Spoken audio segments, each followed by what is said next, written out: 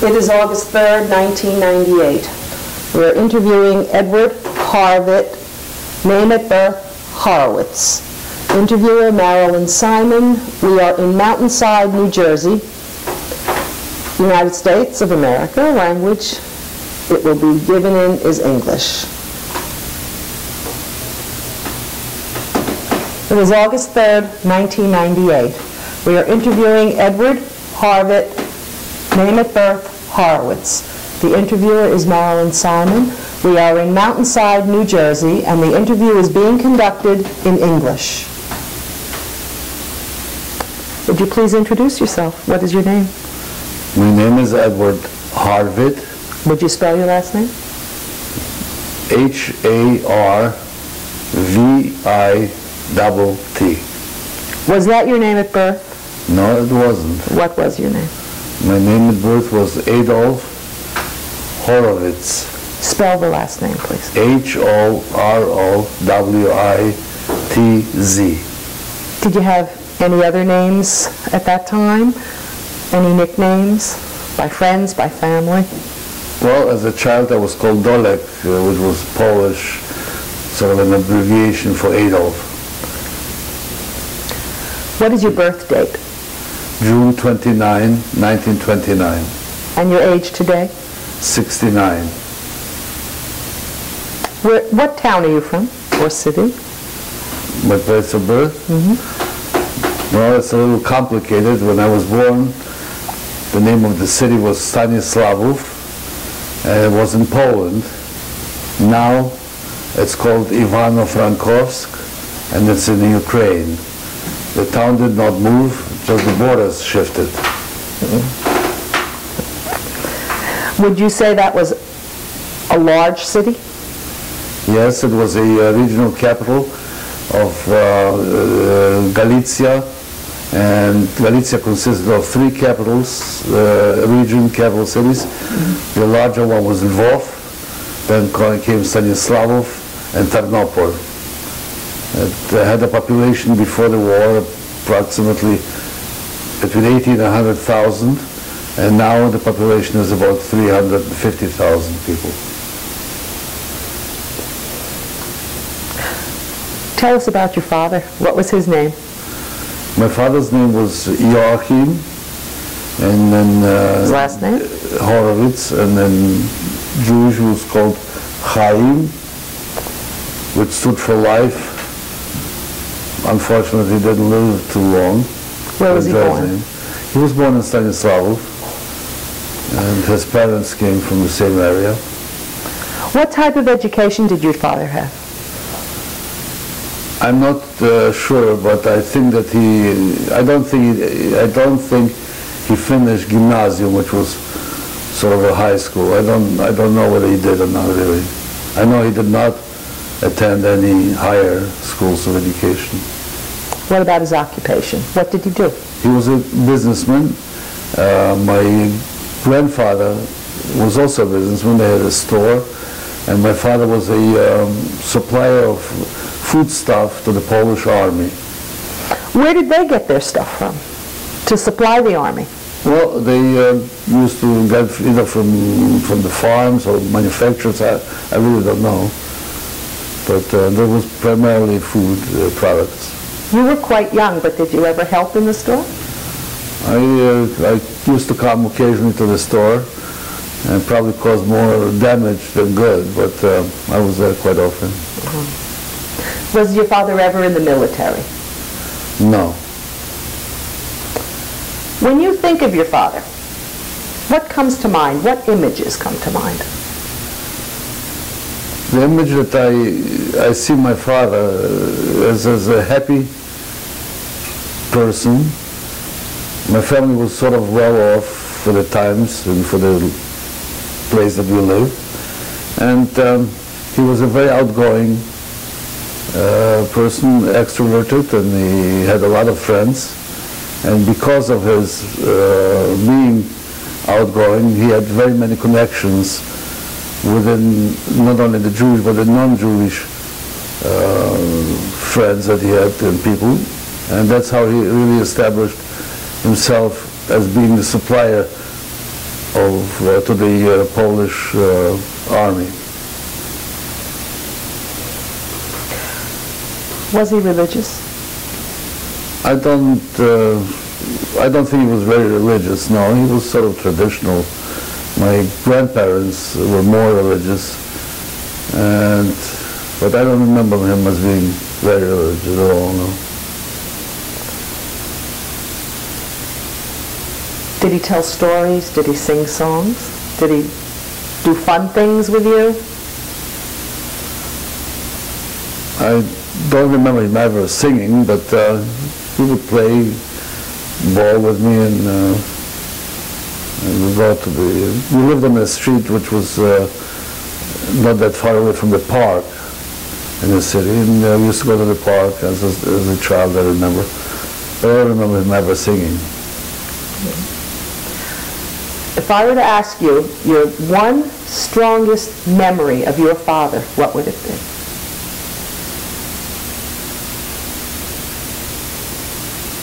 Well, the strongest memories, unfortunately, would be probably in the ghetto. My father was the chief of the Jewish fire brigade in the ghetto, only because he was the only Jew that had firefighting experience. And while we were in ghetto, while we were still alive, he was sort of untouchable because they needed the Jewish firefighters.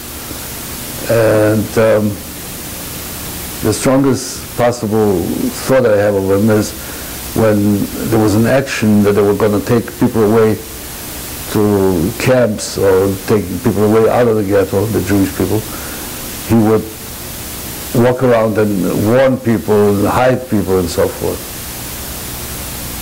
So that's probably the strongest I have. What was your mother's name? My mother's name was Amalia. She was born Friedman. Where was she born?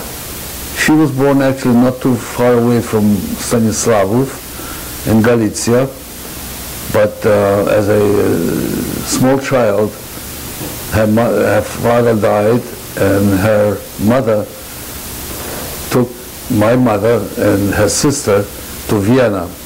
So my mother actually grew up in Vienna. What type of education did your mother have? I also don't know, but I think also somehow, I'm not sure that she finished high school. But she was very, very intelligent woman, worldly and very bright. Did she work outside of the home? Or was she No. a homemaker? She was a homemaker. Was she a good cook? She was a very good cook and supposedly very good baker. She enjoyed baking. And You say supposedly. Do you remember anything she baked that you loved? I liked everything she baked, but I don't remember what she cooked, but she cooked borscht and all these kind of things which I didn't like. I still don't. I never tasted borscht in my life. Somebody coming from Eastern Europe, that's unheard of. Well, you may like it if you try it. Yeah. Was your mother religious? A little bit more than my father, but I don't know. She was also traditional, but I don't know if she was very religious. She believed in God and such, but I'd like to tell you the story how my parents met. I would like to hear that. Okay, my mother lived in Vienna and was engaged to get married. And according to the Jewish tradition, it was necessary for her, she felt, to go to the grave of her father to ask for permission or whatever. So she boarded a train in Vienna to go to Poland, to Galicia, and in Stanislavov they had to change trains. And my father brought somebody, a friend of his, to the train station, and he saw my mother in the train, and he just continued with her. She went to this small town where family lived, where her father was buried, and before long she was not going to go back to Vienna. So she broke off an engagement, and eventually, 2 years later, my parents married. Did she remain in Vienna? Well, she went back to Vienna and stayed there, and my father went there, and then they married and she moved to Poland. So it was a very romantic sort of encounter in a train station. Did you have, since your mother was home, did you have any chores around the house that you could do or that you helped her with? I don't remember. We had help, my mother had help in the house too. We were well off, sort of. What kind of help did you have in the house? I don't know, some Polish or Ukrainian woman came and cleaned or whatever.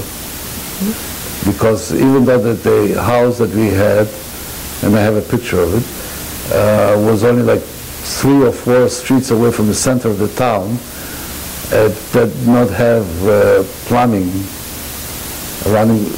I'm not sure it was running water. I know for a fact there was no bathrooms in the house. It was an outhouse.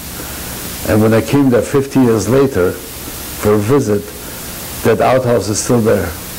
Is it still being used? Still no plumbing inside the house. And that's in the middle of a city now of 350,000. It's a beautiful city, but sanitation-wise, they're not up to date.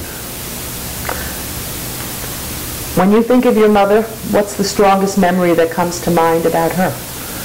Well, my mother was supposedly the best-dressed woman in town, and that was because she used to go every year to visit her mother to Vienna and buy her. She would buy her clothing in Vienna, and she enjoyed dressing up. And she was a very outgoing person, and she had a lot of friends and very social. And every summer we would go.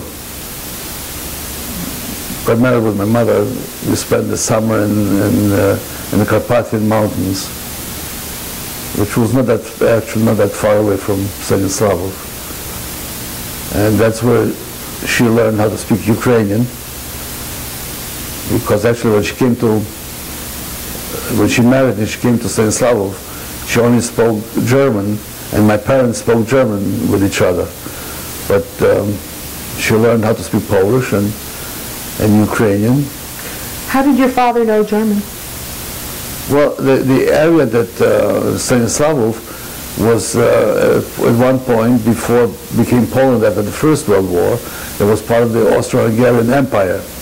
So everybody was really trained, and people with any kind of an education spoke German. And so that my parents, among themselves, they spoke German. Any siblings? Well, not by my parents.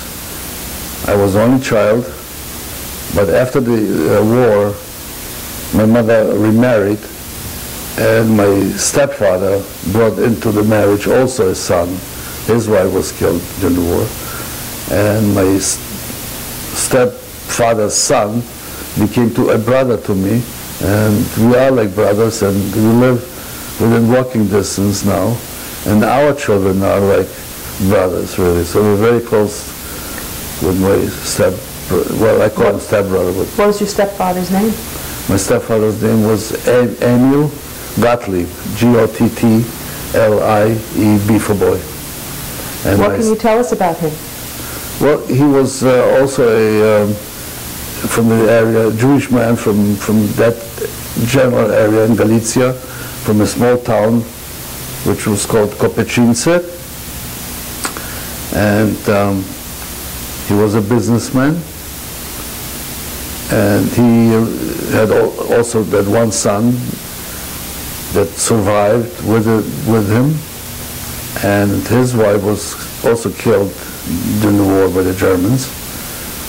And after my mother married, eventually we found my stepbrother, who was taken by the Russians into the Russian army, and eventually got discharged from the army, and we all united and moved.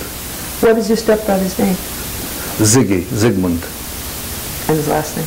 Gottlieb. How did you find him in Russia? Well, when we were liberated in 1944, he was drafted. He's older than I am. He was drafted, and they took him away to the army. So, then my mother married his father, and we had the opportunity of moving from that area, which now became part of the Soviet Union, to proper Poland, being that we were before the war Polish citizens. But my stepfather did not have a contact with his son, so we waited until we would hear where he was. And at one point we did get a letter from him, and he was stationed in East Germany. So then we moved to Poland, and my parents went to look him up in East Germany. And that's a long story short, I make it short, but he got somehow a discharge in East Germany from the Russian army, and then he came to Poland, where we lived in a town in the western part of Poland, which before the war was part of Germany, which is called Legnica, and then Germany was Liegnitz, and he came in there we lived in Liegnitz until we left. What language did you speak in your home? You mean before the war? As a little fellow, we're still in Polish. Poland. Did you ever speak Yiddish then? I did not speak Yiddish, no. Because my parents spoke German, then we didn't speak. My grandparents spoke Yiddish. But my father was a Zionist, and he tried, I don't know why, but he tried to have me educated to speak Hebrew. And as it happened, across the street from where we lived was a Hebrew school. And it was a Hebrew school not in the terms of a Jewish school as it's known here, because here the Jewish Hebrew schools are usually religious schools. That was a secular Hebrew school, and everything was taught in Hebrew. And that's where my parents sent me, and I went to the Hebrew school until we were in 1941, when the war broke out when the Russians occupied us. Then they changed it from a Hebrew school to a Yiddish school, and then I went to public school. What was your address in Stanislavov?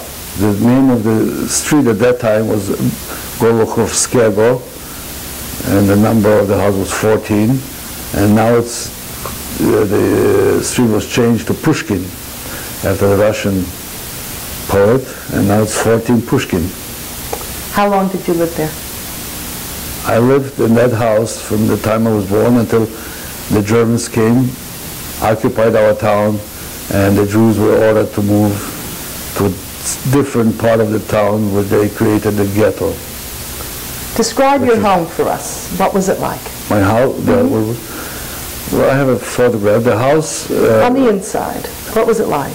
On the inside, as far as I remember, I do remember because I just saw it recently, but it was we had a kitchen and, I don't know, 3 or 4 rooms. And the thing that stands out most in my memory is we had a tiled stove. Very pretty. It was always in my memory. I remember that it was very pretty, which the stove was being used for heating. But when I visited it 3 years ago, it was just as beautiful as I remembered it in my mind. Although the rooms in my mind were large, when I came in, they were not quite half as large as I had visualized them. It was a 2-family house. My parents and I lived I don't remember whether we lived downstairs or my grandparents lived downstairs, my paternal grandparents. Now it's a 4-family house. What are the names of your paternal grandparents that lived in the same house with you? Well, these were my father's parents. My grandfather was Mayor Horowitz, and his wife was Yetta Horowitz. Did anyone else live in your immediate house with you? Not just my grandparents, my parents and I. Did you have any close extended family who lived nearby in the town? No. My father had a brother, but his brother emigrated to the United States during the First World War, and he lived in New York City, in the Bronx. What was your neighborhood like? It was a very fashionable street where I lived, and it still is a very pretty street. Although in my mind it was, I visualized, I remembered it as a very wide street, because every 3rd of May, which was the Polish national holiday, they had a parade, the military parade, going through our street. And maybe because of that I remember this as a wide street. But when I came there, it was not as, also not as wide, to say, but a very nice street. How about the Jewish community? What was that like in your neighborhood? Well, the city of Stanislav before the war was considered to be a Jewish town, because probably half of the population of the city was Jewish. So that the people that I, as a child, knew were friends of mine that I went to school with. And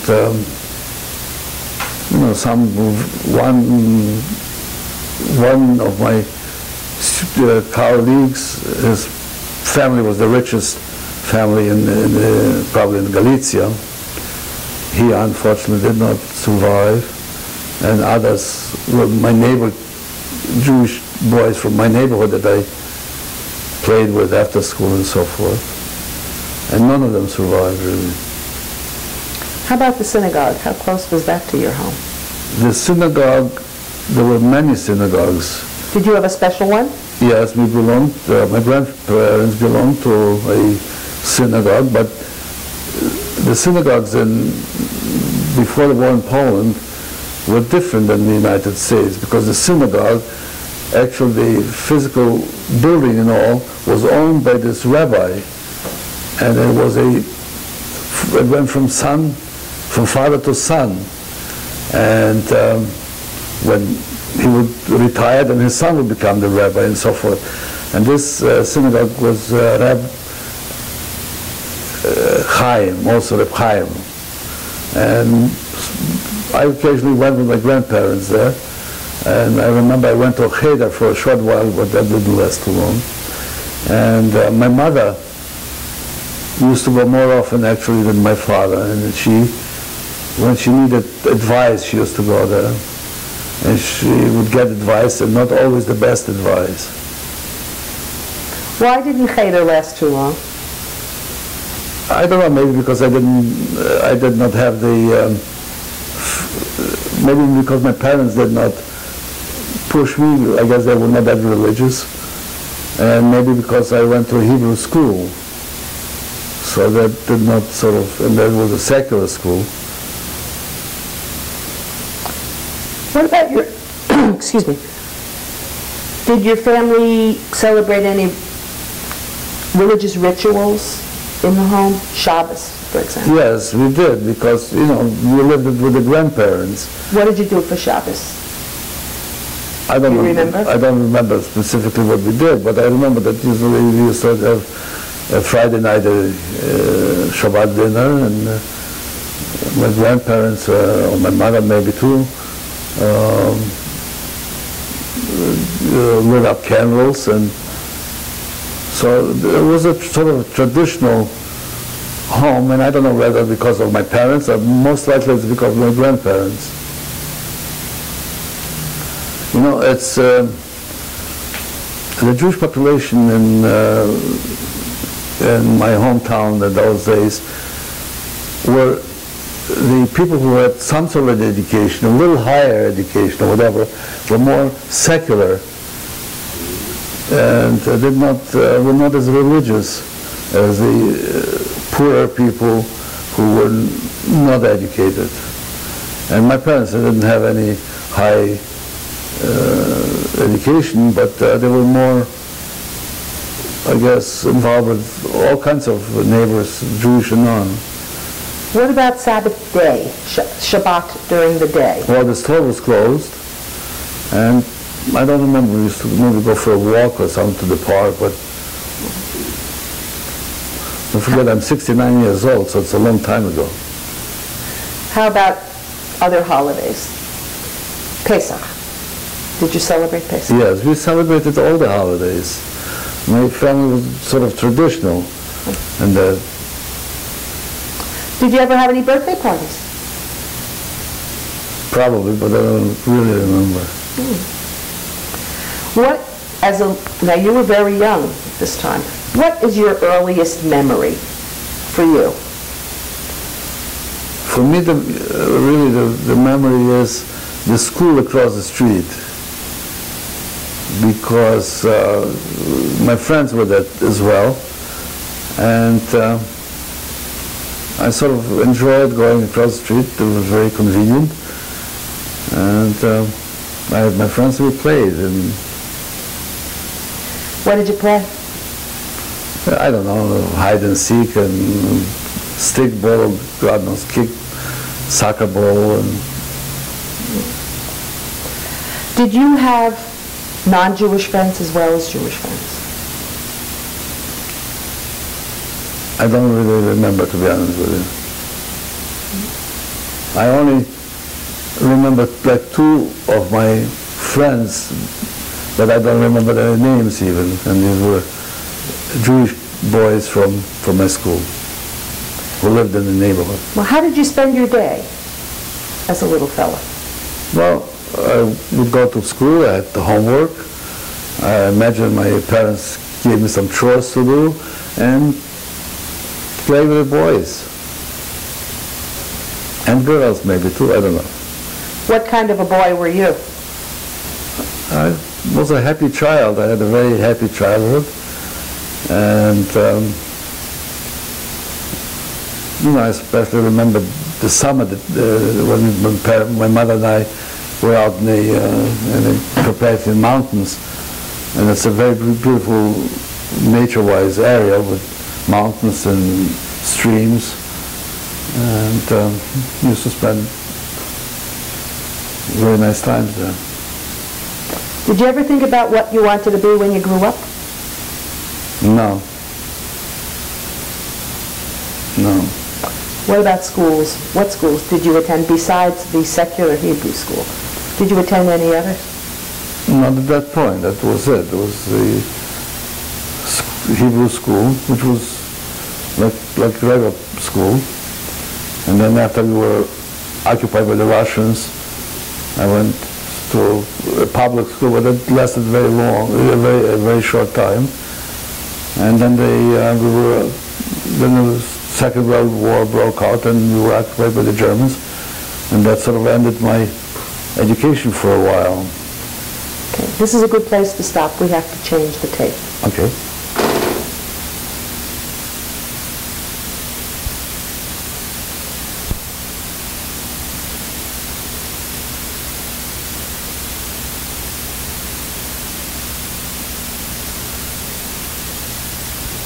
Edward Harvitt, tape 2. In public school, you said you went to a public school after the Hebrew school became Yiddish? Yes. You went to public school. Was this with Jewish and non-Jewish children? Right. Do you remember any favorite teachers in this school? Or? I don't remember anything. It's a perfect blank. Do you remember ever any specific episodes happening between Jewish and non-Jewish children? I know that things did happen, and that was one of the reasons that my parents enrolled me into the Hebrew school. There was only one reason, because actually my father wanted me to speak Hebrew and learn Hebrew and so forth. But at those days, the public schools were segregated. The Jewish children were sitting on the left side and segregated from the non-Jewish students. But I personally never had any problems because I never went to a public school. Is there anything more you'd like to say about your pre-war life up to this point? Well, the only thing I can emphasize is that I felt very happy. I had a happy childhood. My parents had a loving family. My parents were sort of happy, and my grandparents, I was the only grandchild. My grandfather had another grandchildren, but they were in the United States.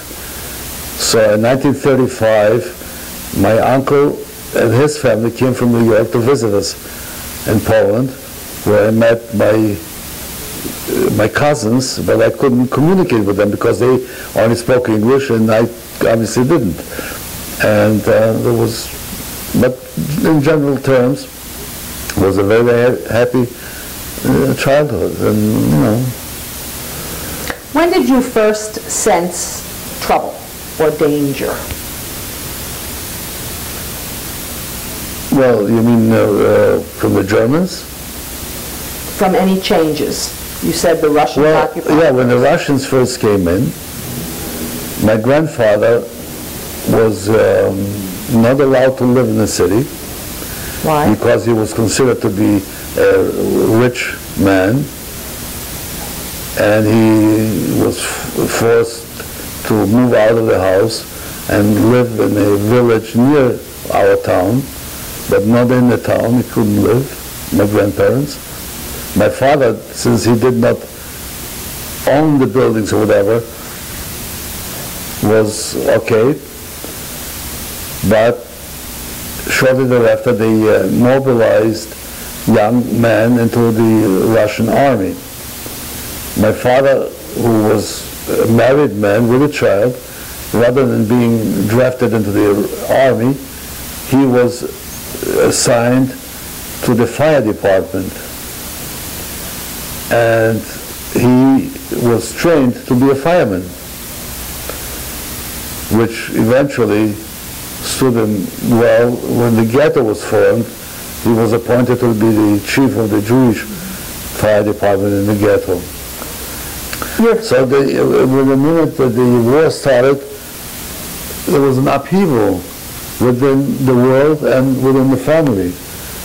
How did you feel at that point? Well, I was not as happy anymore. I mean, having the grandparents, first the grandparents had to move out and some other people moved in. I don't even remember that change. And shortly thereafter, the war between the Soviet Union and Germany started. And on the first Sunday after the war started, I remember there was a alarm, and the German Air Force came over the city, and a fire truck came on through our street, and I saw my father on the fire truck. And I don't remember whether they dropped any bombs or not, the Germans, but it was the war. Were you frightened? I probably was. I don't remember, but. Well, going back a second, you said your grandparents moved out and people moved in. Who did move in? Do you know that? I don't remember. Some people, the Russians assigned the apartment to somebody. But that also didn't last very long because that transition was short, and then the Germans came in, and then we had to move out. What happened when the Germans came in? Could you describe that? Well, the first thing I remember when the Germans came in, that they, before the Germans came in, as I said, most young men were drafted into the Russian army, and then when the war broke out between the Russians and the Germans, the Russian army retreated with all these young people. So among the Jewish population, what was left by then were very few young men, mostly old men, and women and children, because their husbands, most of the husbands left with the army. So my father was one of the ones who did not retreat with the army because he was in the fire department. one of the first acts that the Germans did was to announce, I don't remember how, through newspapers or whatever, that all the Jewish professionals have to come in a certain time to register in order to continue their work in their profession, which meant like lawyers and doctors, or whatever. These people went to register, supposedly. They were detained, marched to the cemetery, and killed. So this is even before the ghetto was formed. Where were you when this happened? I was in the house. We were sort of untouched. My father didn't go to be registered or anything, so it did not really, nothing happened to us. But were you aware of it then? Yes, we were aware because these people didn't come back. And the word spread out that they went and they marched them to the cemetery and they were executed. So now you had a population, a Jewish population, consisting of primarily of old men, women and children, and people who without education basically. There were not many educated people left. The question comes always, why didn't people resist? Why do you think? I think that the reason that they were, and I kept on asking this even as a child in the ghetto, there was nobody to organize anything. There was nobody mentally capable to organize, and they did not have the facilities or the possibility of organizing. So after a short while after that happened, the Germans decided that they're going to form a ghetto for the Jews. Shall I continue? Yeah, but before you do the ghetto, how did your life change after this, your specific life and your family? How did it change, or did it change? Well, everything changed. How? My father, you know, when the Germans came in? Yeah, Well, after this massacre? Okay, after this massacre, after the entrance of the German troops, everything changed. My father, who was not a professional, had no means really of support other than, I don't know how he made some money, because he was not a fireman. That was sort of ended also, so he had no job. My grandparents now came back to the house, lived with us in one apartment, and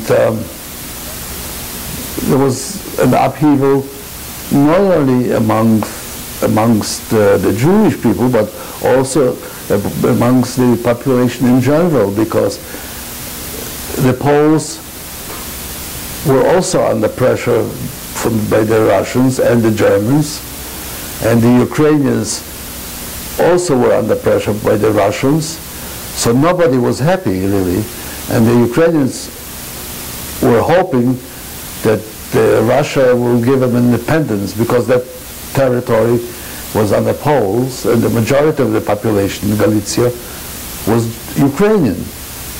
Well, the Germans promised them independence. There was independent Ukraine for something like 3 days, and they stopped that, and the Russians obviously were not going to give them independence, so everybody was unhappy, with the exception that they were not being executed for being Ukrainian or being Polish. Do you feel that they took it out on the Jews because of this? I don't know if they took it out on the Jews because of this, but there was very little love for centuries. And I can tell you the history of Poland, which is probably known. It's immaterial, but the relationship, the Jews in Galicia were not assimilated like the American Jews or maybe even the French were. The Jews lived separately. They used a foreign language within a foreign country. They spoke Yiddish primarily. You follow me? So the Ukrainians, the Poles couldn't understand them. the churches, whether it was the Roman Catholic Church or the Greek Catholic Church, which is the Ukrainian church, did not particularly have good things to say about the Jews. So there was an alienation from way back. Now the Germans came and they legitimized the feelings of being anti-Jewish. Did you have to wear any kind of star or badge or identify? Yes, we were. How did that happen? Immediately ordered, the Jews were ordered before the ghetto was formed to wear an armband with the Star of David. And then shortly thereafter we had to move into the ghetto. How did you feel having to wear a star? Well, I always felt that I was sort of part of a different, I belonged to a different group of people, the Jews. Now there was no question about that, I was identified. I'd like to backtrack a little bit because I forgot to mention that before the war broke out, my grandmother, my maternal grandmother, who lived in Vienna, never became an Austrian citizen. She came from Galicia to Vienna during the First World War, and I guess people in those days didn't bother about citizenship. One day my mother got a telegram from some strange people she didn't know that her mother and 3 other Jewish women were on the border between Austria and Poland. There's a strip of land which belongs to neither country, and the Austrians threw my grandmother and the other women out, and Poland would not let them in. And they were sitting on the border. And somehow, some Polish people who lived near the border threw food to keep these 4 women alive, and got my mother's address and name from my grandmother, sent my mother a telegram, and my mother immediately went by train to the border town and hired somebody there, bribed somebody to have these 4 women smuggled at night through the border. And she was successful doing this. And then my grandmother, my maternal grandmother, moved in with us. And she lived with us. And now you're talking about... This is before the war, just before the war started. There are a lot of people now living in your apartment. What did you do for food? Did you have enough? I must say that even through the ghetto time, any time, I've never had a time that I was hungry. I was very lucky.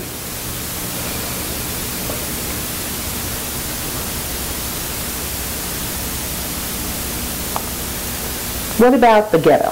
When was that decided, and how was that decided? Do you know? Well, I don't remember exactly, but after the massacre of the professional Jewish men, shortly thereafter they announced that the Jewish people would move into a certain part of the town, and the Christians out of that town moved out. And this was like the poorest part of the town. And we were all herded into that area, and the Jewish government was formed, and the capital system required many thousands of people. How was it separated from the rest of the town? Well, it was a certain part of it was designated, and a wall was built around the ghetto with barbed wire that nobody really could get across, and there was only one gate which was leading in and out of the ghettos, and that gate was manned by the German police, by the Ukrainian police on the outside, and by the Jewish police on the inside. The Judenrat, what do you know about it? You were a young boy in there. Do you know anything about the Judenrat? Well, yes, I know that the Judenrat was a city council, Jewish city council with Jewish people. That was designated the Haupt, the man who was like the mayor of the ghetto, and he had his cabinet of advisors and helpers in different departments. And my father was appointed as one of the he was the chief of the fire department. And he was given, there was an old mill, textile mill, which was called the Rudolfsmühle. I don't know why I had a German name. And on the outside of the building, they had the offices and the storage for the firefighting equipment. Nothing was motorized, it was all hand-operated equipment. That building, by the way, the Rudolfsmühle, from the other entrance, became a concentration camp for Jews who were sent from Hungary, who never became Hungarian citizens, were sent into our ghetto, were put into this building, and slowly but surely, every day they were executed inside the building. My family lived very close to that building, and my father had access into that because that is where the fire department was, and the Jewish fire department was used to take the bodies out of every day. They would shoot a number of Hungarian people, and then they were taken to the cemetery. What kind of living quarters did you have in the ghetto?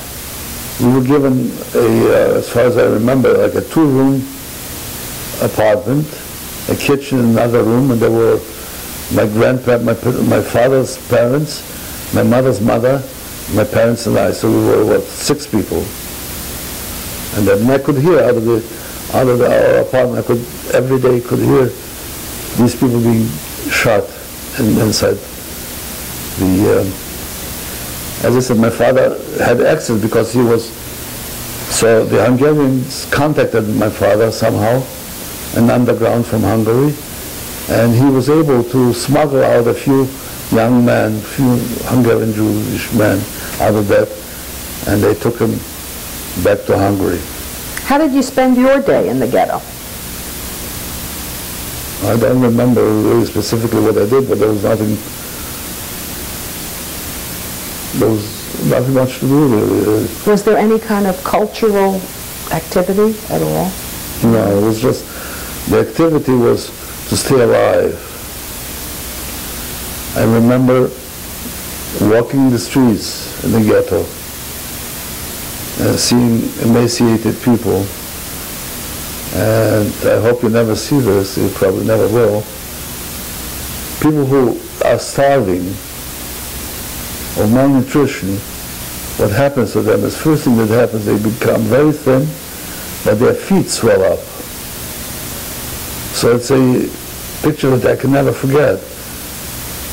And they just drop dead on it, and I would walk over bodies. What were your feelings at that time? You become so immune to any kind of feeling. You just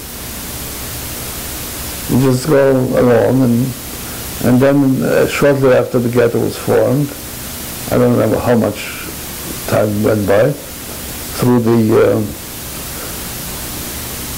they organized, I don't know who organized it, but they created outside of the ghetto, any building, a place for different trades like carpenters, tailors, hat makers, bicycle repairs, and so forth.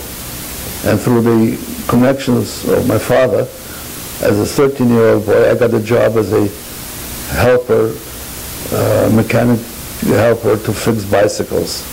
My mother got a job there making a sewing place there.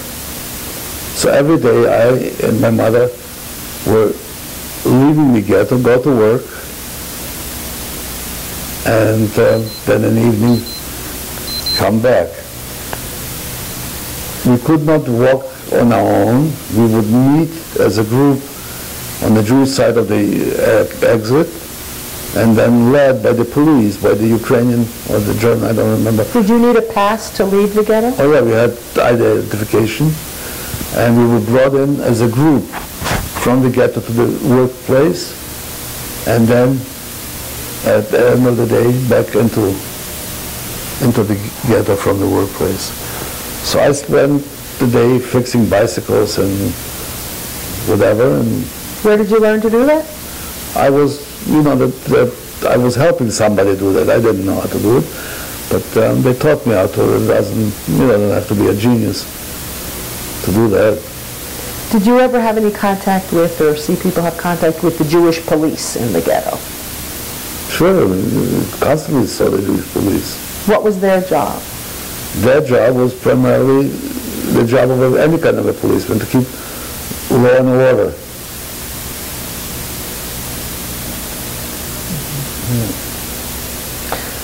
One advantage I would like to mention to having had this job outside was that I was able to buy food, my mother and I.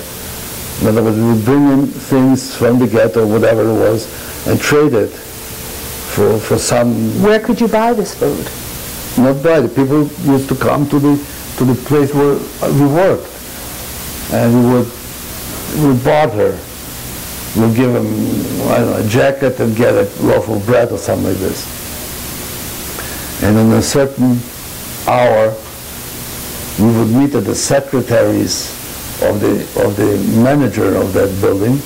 The manager was a German, and the secretary was a Jewish young woman, who, by the way, survived the war, and she lives in Paris. I don't know if she still lives, but I saw her a few years ago. Anyhow, at a certain hour, my father would call on the telephone, and he would tell us whether or not it was feasible to bring something into the ghetto, because sometimes we would be body searched, and depending who was manning on whether he was strict or not strict, and if he said that we could, we would all, not only my mother and I, but everybody would bring in. And what would happen if you were found bringing something in? Well, if it was a lenient German or Ukrainian, nothing happened. And if it wasn't? He would take it away. If he wasn't, he could take you away and never see you again. Take you and kill you, or take you to the cemetery. Besides the Jews you said that came from Hungary, were any other Jews brought to your ghetto from other areas? Not that I know of. I just know about these Hungarian people. Did you have any appels during each day, a roll call in the ghetto, in the morning? Well, I didn't know, because I would go to work. You didn't have to answer to anyone before you went? Did they count the group? When we went to work, everybody was counted, and we identified ourselves, and we were marched off, escorted. We couldn't walk outside of the ghetto by ourselves. Did anyone, are you aware of anyone trying to ever escape from this ghetto? I don't know, but I don't think it was that terribly difficult to escape. But where would you escape? There was no place to escape. You see, because unless you had a specific arrangement outside of the ghetto with somebody that was willing to help you, a non-Jewish person, there was no place to escape. And that non-Jewish person took a risk helping you if found out that Jewish person would be killed and a non-Jewish person would be killed. So, and there was no place to go, so eventually from other towns they formed groups that went into the woods. But I specifically don't know anybody who did that.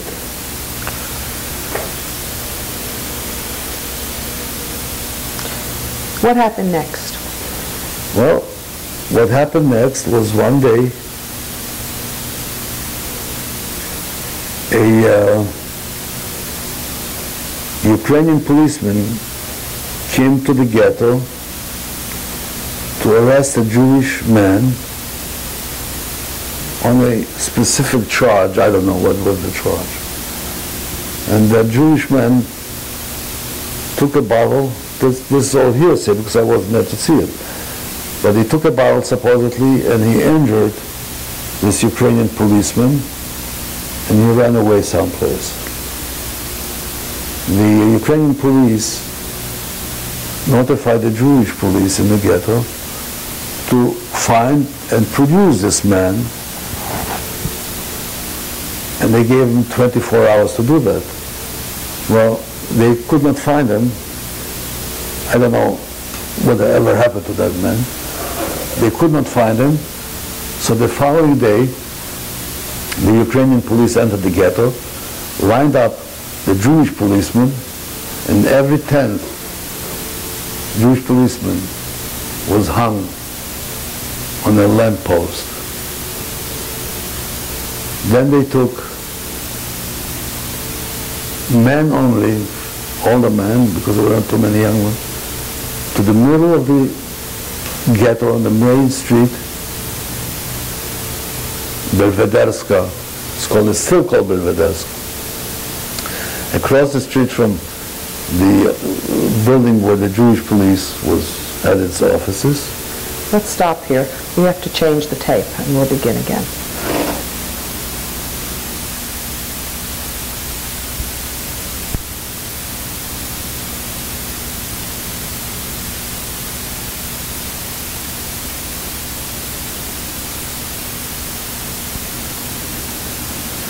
Edward Harvitt, tape 3.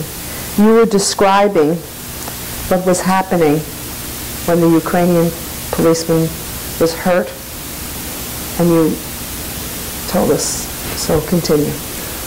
Well, as I just mentioned, they rounded up the Jewish police. They took every 10th and they hung them, 2 on a lamppost. We had gas lamps. Then they amassed a group of men, had them dig a grave site, a mass grave, which was located on Belvederska Street. Within the ghetto? Within the ghetto, opposite the building of the Jewish police department, and they executed them there. While this was all going on, I have to backtrack. The day before that was going on,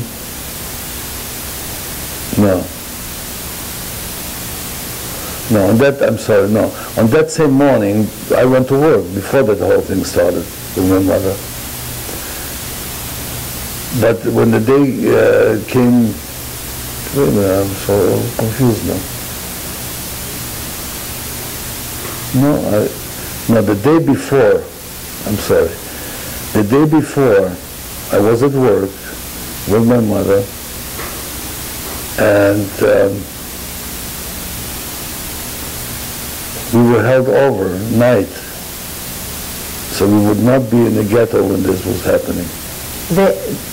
Where you worked, were they aware of this, that this was going to happen? I'm sure that the commandant of the building where I worked, who was a German.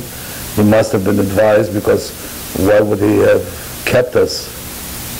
So we were actually, at the end of the day, when this action ceased, we were led back into the ghetto. What did you find when you walked back? Well, I will never forget that vision, because you walked in the ghetto, the entrance into the ghetto was on that main Belvederska street, and on every lamppost I saw 2 Jewish policemen hanging. And we all proceeded further, and then I came up, and I went up on top, on the side of the grave. And the grave was heaving, because not everybody buried was dead. There were some maybe wounded, or buried alive, or half alive. And the grave was heaving. What did you do? What did I do? I looked at the grave, and I looked to heaven. I was looking for God. And I talked to God. And that was the last time I talked to God. Because I asked him, why did this happen? And since I didn't get an answer, I signed them off. And this was in 1942. So now it's 56 years later. I'm an atheist. Where was your mother? Well, she was with me, but in that confusion, she was there too, but I stood at the grave, actually, she was not near me at that point. Then what happened? Well, we went home, and I'm trying to get this chronologically straight in my mind.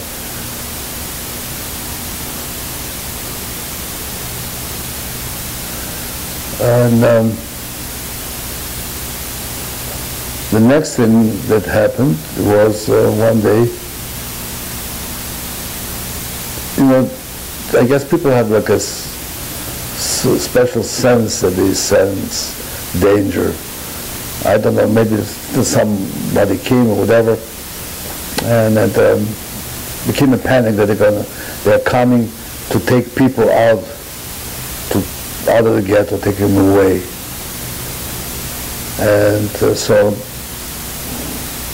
my father was around, but now this Hungarian camp did not exist anymore. So out of that building, the Germans made a warehouse for fur, for the German army, for the East Front, for the Eastern Front.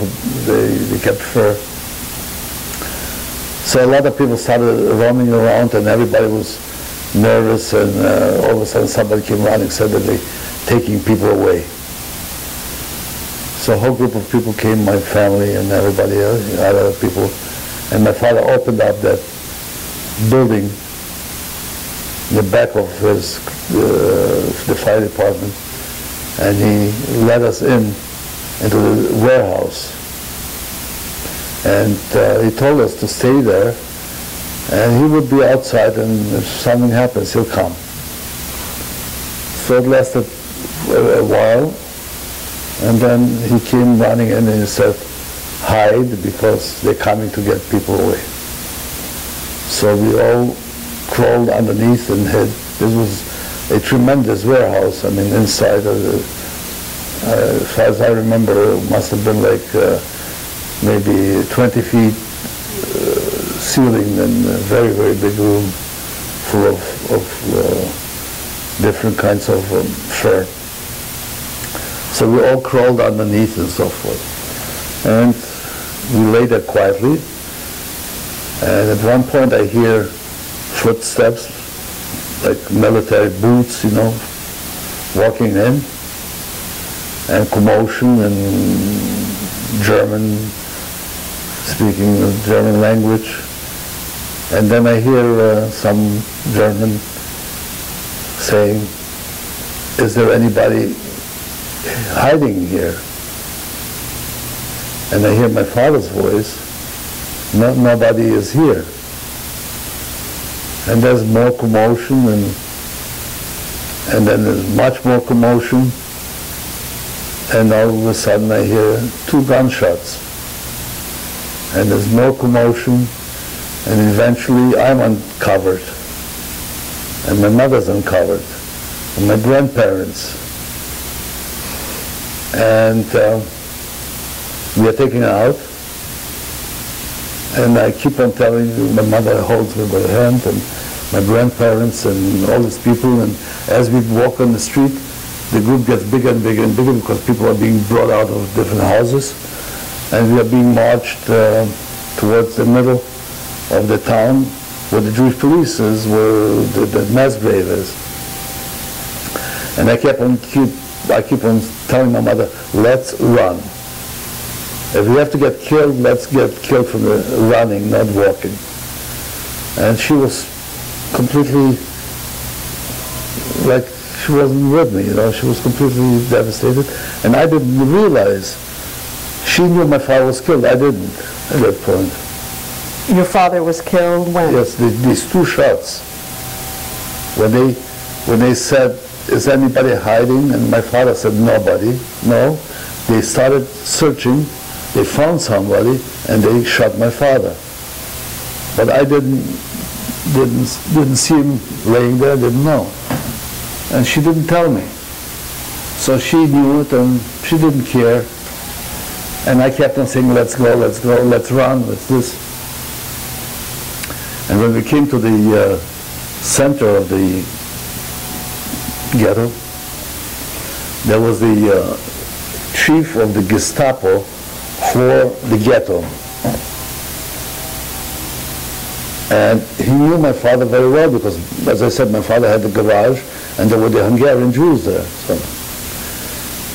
So since I talked to my mother, when we came up, they were segregating older people, younger people, and children separately. And when we came in front of him, my mother said to him in German, she said, "I'm the wife of the chief of the fire department." So he took a German soldier who was next to him and said to the German soldier, "Take these 2 people, my mother and me, out." And he took us across the street. It was a Jewish police department, and we were put there, safe. So for the rest of the day, I was sitting in front of the window, watching this thing happen in front of me. What was happening? What was happening was they would bring the people, segregating them. Any small child, when he was brought with his mother or whatever, he would be taken away from his mother, grabbed by the arm or leg, and tossed on top of a truck, like cabbage. And when the truck was filled with these children, the truck would pull away, and another truck would come. Were these children still alive when they were? Yeah, everybody was alive. It was all alive. And this is the day that my grandparents went, and I don't know where they went, I don't know what happened to them. We stayed in this police house, I don't remember, until late in the afternoon. And at one point that action was over. Whoever was still around was sent home. My mother and I were sent home, told to go. And at that point my mother told me that my father was killed. We went back to that house. I climbed up and I looked through the window and I saw my father's body there. The next night, I don't know when, they took his body out and they buried it someplace in the cemetery. So The next day, my mother and I went to work. Shortly thereafter, one day, the secretary of the manager was sent home, and that created a panic. Why they would tell her to go home to the ghetto. So I came down. I worked in the basement or someplace, and I went to my mother. I said, "Let's get out of here. Let's go back. Something's going to happen. Something's going to happen. Why did they send Zuzi home?" So my mother said, "How can we cannot go. We couldn't go by ourselves in the streets into the ghetto." And having said that, I saw through the window that there was a group being walked to the ghetto. So without saying one more word, I ran out and I joined the group, and my mother ran after me. We walked into the ghetto. 2 hours later, they surrounded the building, took everybody out of that building, took them to the cemetery, and killed. So now, my mother and I were the only ones that survived, but no. And she had made contact with some people, some Gentile people that she met, I don't know who. And then she got contacted by Hungarian underground that my father helped a few young men escape, and they wanted to take us. But they told us that they know that something's going to happen very quickly, so my mother did not want to wait. And the next, I don't remember when, the next day, somehow, we still had the passes that we worked, even that thing didn't exist. Somehow we got out, my mother and I, and she went to this Polish family, and they gave us false birth certificates. Who was this Polish family? Remember their name? She met them, and she paid them for that. They did it as to make money. And they gave us an address in Lvov. I don't know the details.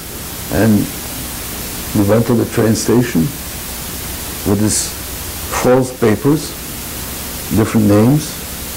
What were the names?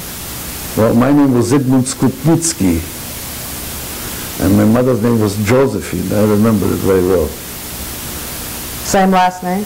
Skutnicki, yes. We were supposed to have been, my mother was supposed to have been a widow, a wife of a Polish officer who got killed by the Germans, and the Poles would help each other. And now we were Polish, Gentile. Was there anything about you that looked Jewish? Nothing except that I was circumcised. If I would not have been circumcised, there would be no way that they could have told I did not look Jewish. I was blonde with light eyes. I spoke Polish because I never spoke Yiddish. I did not have an accent, a Yiddish accent. So as long as I was dressed, there was no danger. Now I had false documents. Unfortunately, these documents were written by somebody who was only semi-literate. Not very cheap. Anyhow, with these documents we went to Lvov. My mother had an address, and we moved in with a woman who had a child, and the four of us. But she was not supposed, she knew that we were Skutnicki, What was her name? I don't remember. And my mother paid her to live there. But my mother didn't have much money, so she had to get a job. I could not go to school because they were afraid that I may be examined in school. So I was killing the day around town, doing nothing. My mother got a job for the German police, they had a restaurant for the German police. And she was in charge of the kitchen for the staff, not for the police, but for the staff. It was a lot of big restaurant. Her boss was an Austrian. They were all police, Austrian police, when he was the chief of the restaurant. And unfortunately, I don't know why my mother did this, she started speaking to him German, which was her native language, and Austrian was her native language, Austrian dialect, and he was Austrian. So somehow he knew she was Jewish. But for a while, nothing was happening. So one day there was something was stolen, and they called the police for him to investigate. So my mother goes to her boss and said, I don't feel well. I'd like to take the day off. So he says, look, I know you're Jewish. Nothing will happen to you. You're safe. You can stay. You don't have to go. I'll take care of it. Nothing will happen to you. But she was afraid, She worked there for a while. Shortly thereafter, they're having a party in a restaurant for the staff. So he sits down, my mother next to a Gestapo officer. Every time she was scared, he's going to get drunk and say something. So it was a very, very nervous kind of existence, to say the least. You had Polish identification. Yes. Why do you think your mother did not deny she was Jewish when he said that? Because if he knew it, there was better agreeing with him than trying to convince him that, I don't know, maybe she denied it, I don't know. But he knew that was not really a factor. But one day, walking in the streets, Lviv is a big city, she ran into a Ukrainian man whom she knew from before the war, who was sort of an older man, and they started talking, and he knew my mother. My mother, everybody knew my mother in town. She was the best dressed woman in town. Everybody knew her. So he comes out, and he lived with he was Ukrainian, Greek Catholic. He lived with a Polish woman who is a Roman Catholic, and she has a child. So he wanted to help us, this Ukrainian man. And they started thinking how they could help us. So he suggested that my mother makes an appointment to have an audience in Lvov. Was the main church of the Greek Catholic Church was in Lvov, like the Vatican is in Rome. Your church is in Lvov, of that small Catholic church, the Greek Catholic Church. So my mother made an appointment to see the Archbishop, which was the head of the church. His name was Sheptitsky. My mother had the appointment with him. He was at that time very old, about 80-some years old. He was in a wheelchair, crippled. And he decided to help us. The Ukrainian church took the documents of this man's girlfriend and her son, who were Roman Catholic, and converted us officially from being Roman Catholic to become Greek Catholic and give us authentic documents. You see, the church does not want to write false birth certificates. So now we had official Ukrainian church issued birth certificates that we converted from Roman Catholicism to Greek Catholicism. Did you have a new name? Well, now, yes, I had a new name. Now we had also an option. They offered not this Sheptytsky, but he involved his chancellor, who did all this because he was too old. They offered to put us in a convent if we wanted to. My mother opted not to go to a convent. She wanted to stay with me. So with these documents, we went to this Ukrainian man's family house in Chortkov. What was the man's name? His name was Zhurakovsky. And we went to his house. To his house. And in this house, he had a son and a sister. The son, first of all, his family was an exceptional family because in those days, among the Ukrainians, the great majority were farmers, uneducated.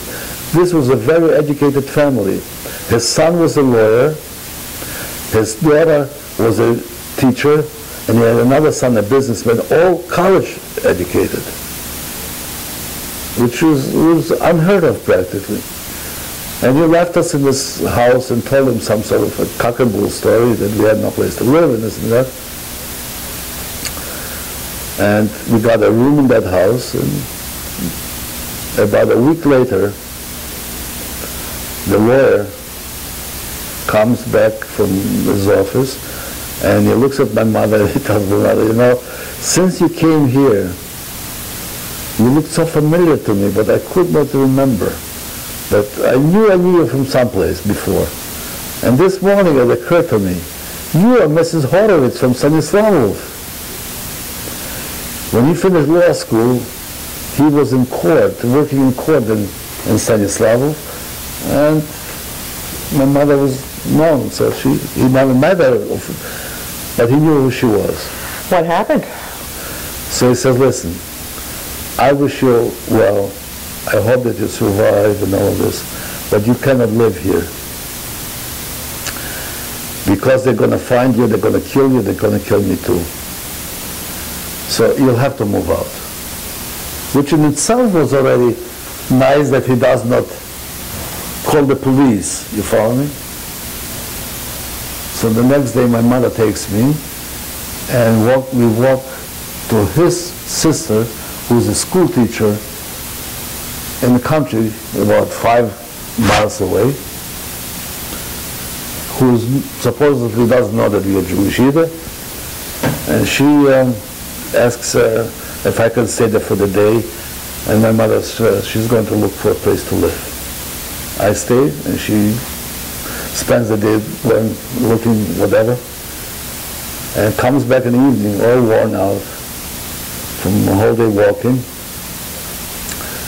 And she comes in, and before my mother has a chance to say one word, this teacher looks at my mother and says, look, I know that you're Jewish. She knew it. I don't know why. And she says, you cannot go looking around for an apartment to live because somebody's going to catch you and kill you. You stay here. She lived in a school. She was a divorced young woman with a 3-year-old daughter. She said, you stay in this school.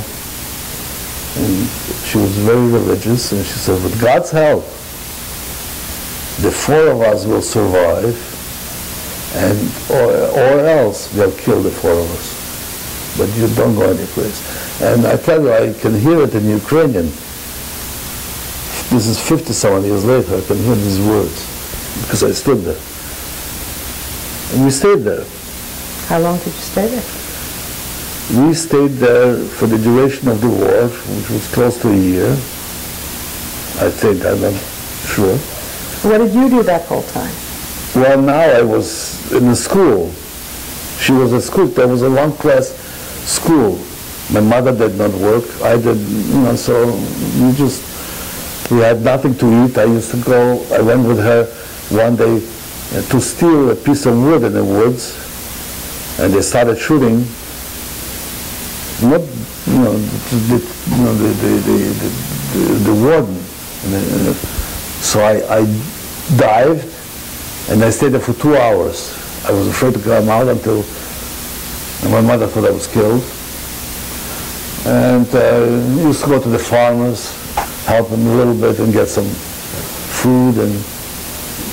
And we stayed until the Russian army came in March of 1944. And this woman's name was, I have these pictures, Slavka. Her maiden name was Zhurakovska, and her married name was, I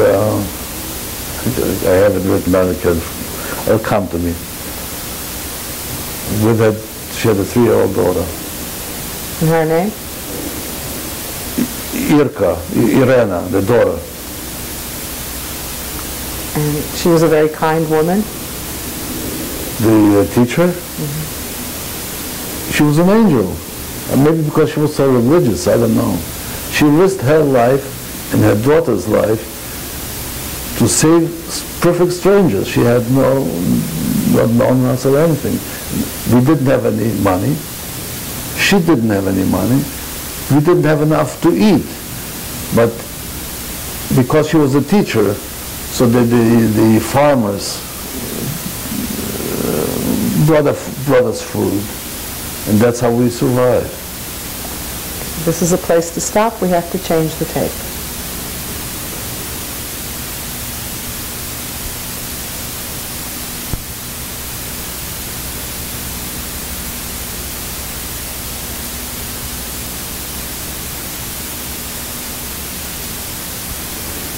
Edward Harvitt, tape 4.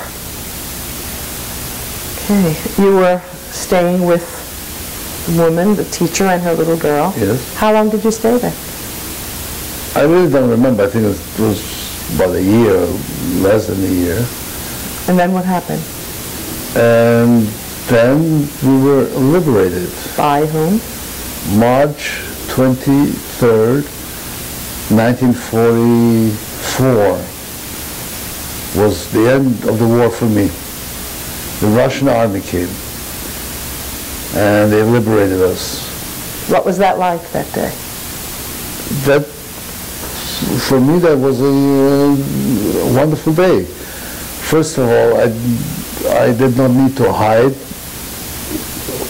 I did not need to worry, but I was not really hiding, but I did not to worry that I will be examined and discovered that I was Jewish and killed. And the first night, when the Russian army came, they occupied the school because there was the military supply group that occupied the school. The man in charge of the group was a Ukrainian officer, a colonel. No, he was not. He was a captain officer. I don't remember. And he was in charge. I found out later his life story, but anyhow.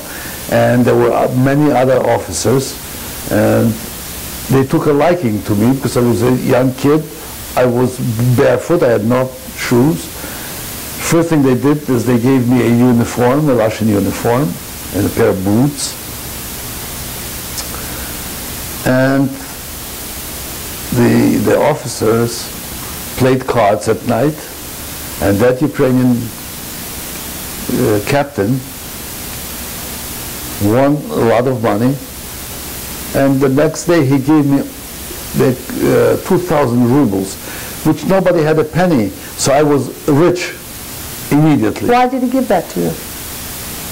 He felt very sentimental because His wife was Jewish and was killed by the Germans. His son was killed in the army as a soldier.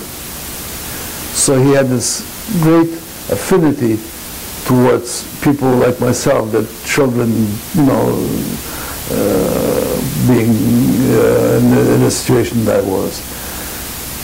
Subsequently, within a week's time or so, these officers, among themselves, they decided to adopt me. They wanted to, that outfit, military outfit, adopt me officially and send me to the very famous military school by the name of Suvorov, which is the equivalent of West Point. Where was that located? In Russia someplace. I don't even know where it is. Well, my mother had a fit when she heard that, because she obviously was not too thrilled to having sent me away someplace to Russia to a school.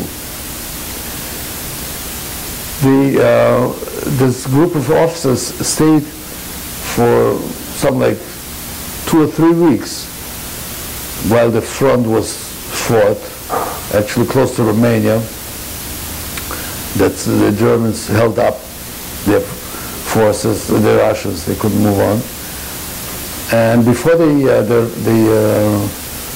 before this group of officers moved on, he called in the Ukrainian, like the mayor of the village, and he asked him he asked him to bring, I don't know, potatoes and wheat and this and that, and gave them a list what they need, because he was like the military commander now of that area. And the Ukrainian mayor brought all this, and he left it for us. And then the front moved on, and they left. Were they upset you didn't go to the school in Russia? Well, they accepted, I guess, I don't know. And they left, and a few days later, they came with a truckload of food stuff. I should sell it on the black market and buy vodka for them, because they used to drink.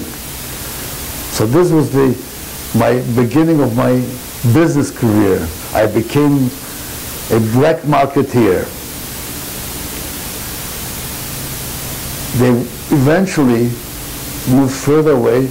Then they would come with 2 truckloads and 3 truckloads, and I had already made so much profit on buying the food stuff from them and then selling that and buying vodka. I went to the next larger town, that I already had enough money, so I bought vodka, and they came and we would just exchange. And I became a big shot. In my mind, I was the biggest wheeler dealer in Rockefeller. I didn't know who Rockefeller was in those days. Anyhow, one evening, we sit, and 2 officers came, who I knew from that group, and they start in the evening, and they start talking to the teacher, to Slavka and my mother, and before long, they identified themselves that they were within the same group, but they were from the prosecutor's office. They identify themselves now as prosecutors. They search through the house, and they find all the stuff that they just unloaded the day before. I didn't have chance yet to dispose of it, and they take everything away. They leave us alone, they take away. So now there was no longer any reason for us, for my mother and me, to stay in that village, in that school. So we moved into the next little town, which is called Chorkiu. And now I start peddling on a market. My mother bakes Napoleons, and I go and I sell the Napoleons. Did you do well? Well, half of it I ate, the profits I ate up. Then I realized that this wasn't such a good thing to do, not very profitable. So I found a store that the Russians took over from the Germans. And now they were liquidating the store and they were selling off everything. So I go into the store and I started talking to this young woman, and I told her, I tell you, I'll buy the whole store, all the merchandise, but I don't have any money. So why I give you some money and you go close the store and I'll buy everything up. So she closed, I bribed her. And I was selling whatever was there. Finally, I still remember the last thing they had for flour, it's out of metal that you sift the flour through. So there were such little cups. And I took a broomstick and I was going on the market peddling these things. And my mother already had a job as sewing hats, military hats, or whatever, some hats. And my mother met this also survivor, and they, with the thing, you know, there were a few survivors, so she met a couple of other people, they all proposed to her, and I said no, I was against her remarrying, because I said, why do you have to, I can support you. I thought it was only the financial story, and I wouldn't let her marry. Anyhow, one day when I'm selling these things, I'm just about finished with that store, this prosecutor comes, finds me, and he says, they came to the farm, to the school, we weren't there, found out that we moved to the town, so they looked for us, they found me in the market, and he says, he's looking for my mother. And I knew that it wasn't so wonderful, so I said, okay, I'll take you home. And it's an old town with little alleyways, and so I started working with him, and I lose him. I ran away that he couldn't catch up with me. Well, to make the long story short, I don't remember the details. They found my mother, they arrested her, they took her away, and for 3 days I didn't know where she was. Why did they arrest her? I went to the military commandant, because it was still, you know, the war was just over and nothing was really settled yet. Still, the chief of the government was military government. I go over there and I told them, they came and they took my mother away, and I don't know where she is. And this. So they told me that your mother was arrested for black marketeering. And the following day, it was going to be a court-martial outdoors, and there was. I could not go because they wouldn't let me in. I stood outside. My mother was court-martialed. This officers, the sergeant, everybody involved in that group of officers about the food stuff and all the vodka were arrested, and the Ukrainian captain who liked me so much, who helped me, he testified that he had nothing whatsoever to do with my mother, that everything that he did it with me. He used me, and which was basically the truth. And so that my mother was not part of any of this black market business. And I stand there outdoors, outside, was in a stadium, and they had the whole army corps witnessing this court-martial. And all of a sudden this Russian colonel comes out, a very old man, old gray, comes up to me, and he says to me, is your mother inside being tried? I said, yes. He said, well, I came out because your name was up in this. I came to tell you that your mother was found not guilty, and she'll be out in about half an hour. The Russian captain got a death sentence. He was commuted to fight. There was a war was still on. So they put him on the front line without a weapon. And everybody got 10 years, 15 years jail. All the whole thing was, they all got jail sentence, and he was probably killed on the front line. And my mother came out of this. So now I told my mother, she met this other man. I said to him, you know, you better get married. After all, I don't think I'm old enough or smart enough to make a future for us. So she got married to this man, And his name again? Emil Gottlieb. And for a number of years I called him Mr. Gottlieb. I couldn't bring myself calling him father or whatever. I actually never did. And he survived the war with his son. His wife was killed.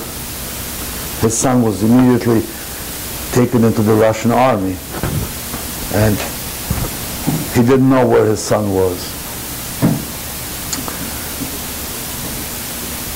We were allowed by law then to emigrate from that part, which now became part of the Soviet Union, to Poland, because we were pre-war Polish citizens. So there was a big dilemma for the family to go, and then he may never find a son, or wait. Well, they opted to wait, and we waited for quite a while. And one day, it was on my stepfather's birthday, and my mother wished him that he should get a letter from his son. And he did. He got a letter from his son. And now we found out that he was stationed in the Russian army in East Germany. So now we were able to go. So we decided that we left and we went to Poland. And they settled us into the western part, which Poland annexed from the Germans. And it's called Lower Silesia, and the name of the town where we settled was Legnica. How long did you stay there? Lignitz. We stayed there for about a year. And what did you do at this point? Did you go back to school? No, did you have a job? I was too old to go back to my home because I lost all the years of schooling. So my mother hired a teacher, but I did not really feel, at that point how to become a pupil again. My stepfather opened up a store. What kind? A grocery store in Lignitz. And I was wheeling and dealing with the Russian officers again. Except Legnica was now the commanding post for the Russian army in Poland. So every day they would fly into Legnica, and then from Legnica they would go to Germany and back and forth like this. And this was the main Russian outpost with the famous Russian general Rokossovsky, who later became Polish and became Polish Minister of Defense. So I became very friendly with the Russians. I spoke Russian and I spoke Polish, and they were wheeling and dealing. They were taking over German factories and all of this kind of thing. So I was on the black market with them. They would come and sell sugar, and they were swindling. But then I was doing. They had the refugees coming back from Germany, from the displaced persons camps, where the Russian soldiers, and they had some German money. So I was with a friend of mine. We became wheeler dealers selling currencies, and I was doing well, for a young kid, and I was having fun with girls. Now I'm 16 years old or whatever. now in 1945, 46, there was a pogrom in Poland, and that was not that far away from where we were. So we decided it's time to leave. Where did you go? Well, still from Poland, I contacted by mail. I found my uncle in New York. I wrote him a letter, he wrote me back, I don't know. And I had met him in 1935, they came to visit us, my father's brother. So we decided to go west. Everybody was going west. And that was sort of semi-legal, because we were illegally leaving Poland, but we were being helped by the United Nations, really. How? There was once we crossed the border, the United Nations would put us up in displaced persons camps in Germany or in Austria. So a group of us one day went to the border, and somebody would lead us through the border, and we got caught by the Polish border police. What happened? Well, we were told that if we get caught, to tell them that we are Greek and we are leaving Poland concentration camps where they had Greeks also, and we're going back to Greece, we're going west. So they started talking to us Polish, so we would pretend that we don't speak Polish and gibber or something. The borders were not that sealed, it was, still the war was still on also. So they let us through, and once we were on the other side of the border, the UNRWA took over, and they took us to Vienna to a displaced persons camp. Which camp? There was a hospital. They took us for just a couple of nights, and then we were shipped by railroad, under guard, under police guard really, so we wouldn't get off. And we went to Germany, and we came in Western Germany, in the American zone of Western Germany now, to a town by the name of Hasenhecke, which is not that far away from Cologne. And we stayed 7 days, just long enough to get identification. And my stepfather had already friends who had contact in Munich. So as soon as we got our identification cards, until that point, our camp in Hasenhecke, after the war, was surrounded by police just like the German camp, because they wanted to make sure that we are long enough there to get the documents. They didn't want us to roam around. Once we got the documents, we were free to do what we wanted. Most people stayed in these displaced persons camps, and we went on our own. Where'd you go? To Munich. And we had some money. My stepfather had some money because he was in business in Poland, so he had some money. And he got an apartment, and we lived I skipped the part about my stepbrother. When we came to Poland, my stepbrother was in Russia, with the Russian army in East Germany.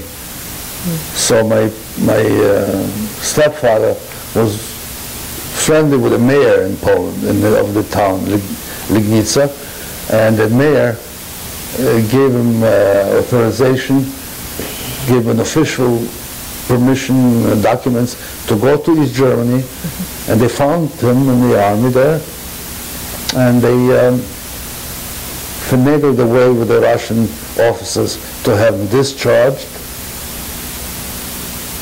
and he came back with them, and he thought he was in the army as an interpreter. So he thought he had a lot of money.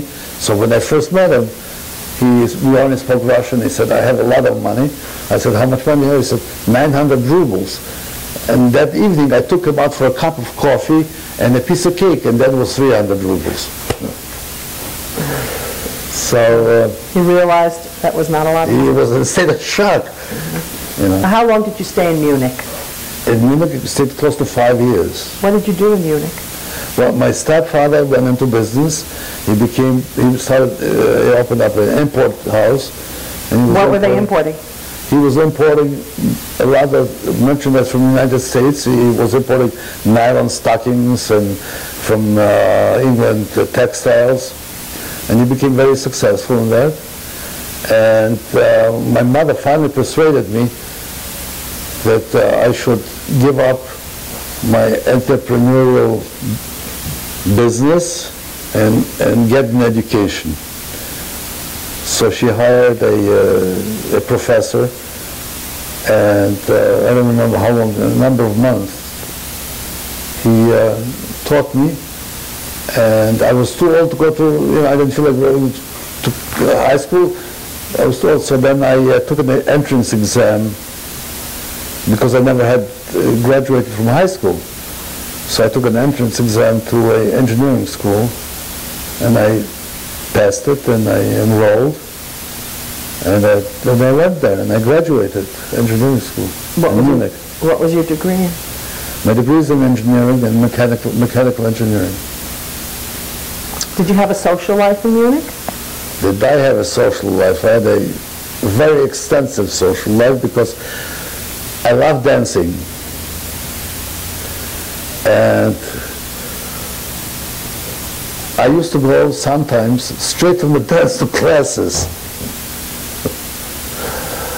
And my the stepfather did well, so we had a car.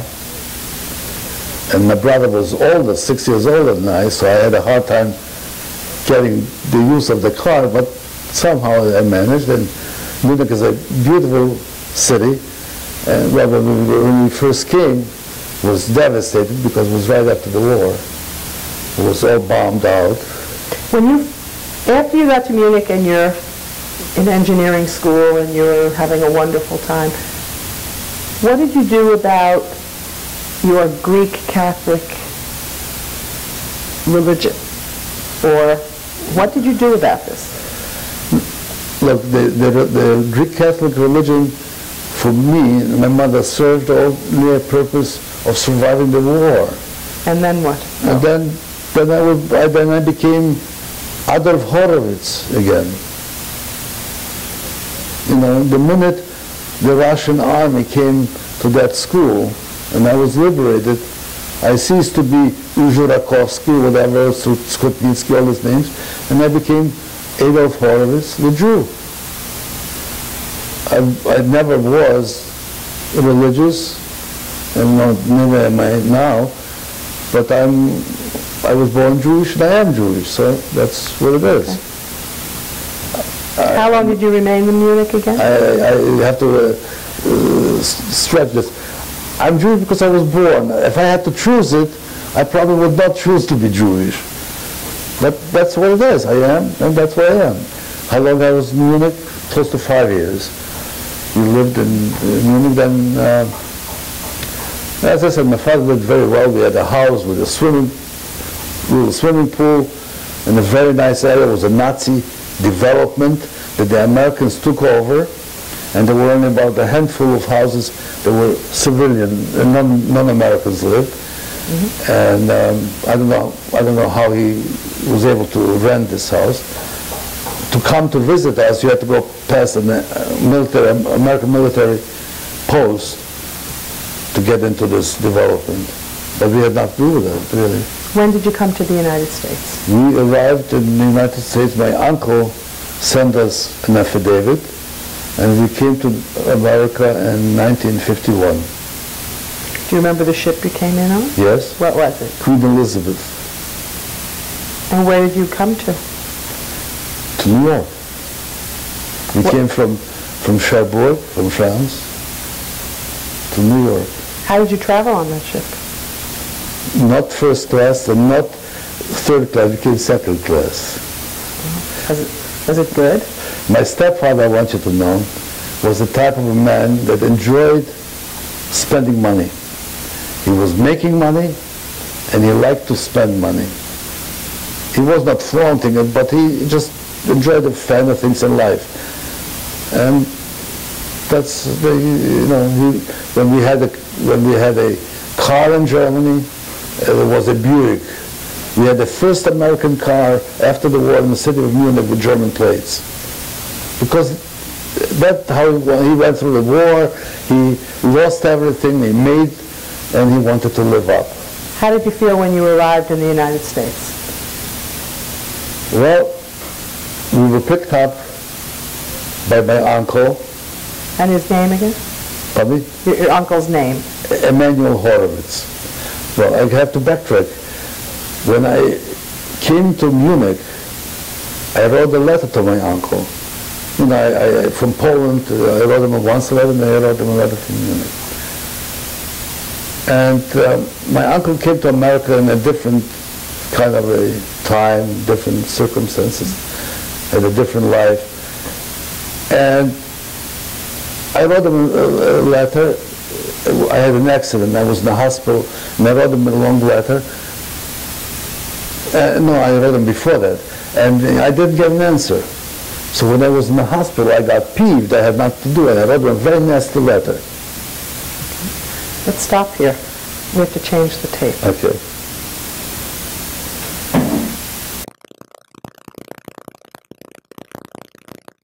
Edward Harvitt, tape 5.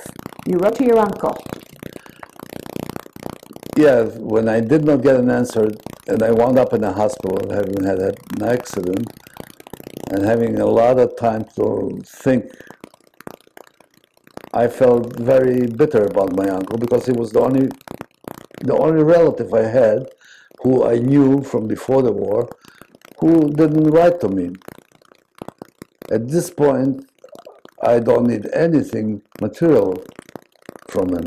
So I wrote him a letter, and I asked him point blank if he doesn't care to have contact with me, or whether he cannot afford to write me. So I said, please, enclosed is $1 for postage. And I sent him $1. I did not hear from him again after that, until a while later, somebody calls up and he tells me that he's my uncle's friend from New York, who is visiting his friends, his family, and a displaced persons camp near Munich.